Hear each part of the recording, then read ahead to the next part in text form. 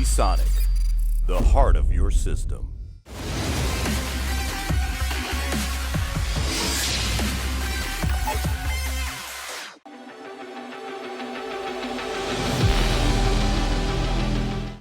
Something pretty cool for you here. We're at the EVGA suite and we happen to bump into Intel.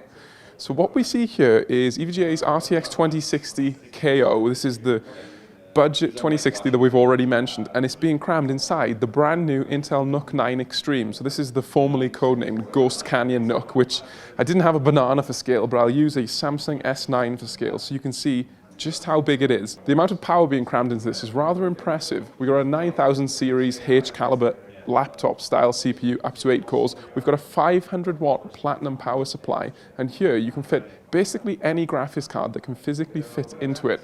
Rather impressive to say the least.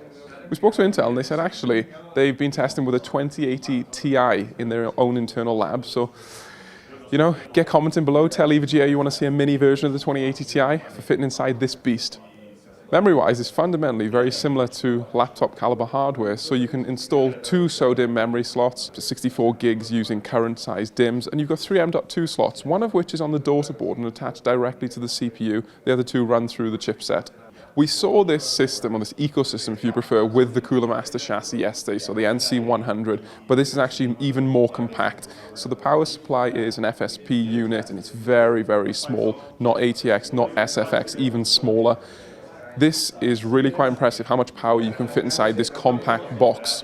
The reason why this is being tested with an EVGA card, and this is why it's pretty cool for the 2060 KO, is because of the fin orientation. So what we have up here is 2 exhaust fans, and EVGA's fin orientation actually means that you're running away from the PCIe slot. And in this scenario, that is actually beneficial because you'll be drawing air in here, you've got the 2 fans on the EVGA card, dumping that through the heatsink, and then the fins are orientated to work in tandem with the exhaust fans pulling out. Alternatively, sometimes you see cars from competing vendors with fins in a different orientation, and that could cause potential problems. So, pretty cool use case for the 2060 KO. I've been Luke Hill for Kickaroo, here with a sneak peek at the Intel NUC 9 Extreme, the previous Ghost Canyon codename. And yes, I have been kneeling, so I'm going to stand up at this point.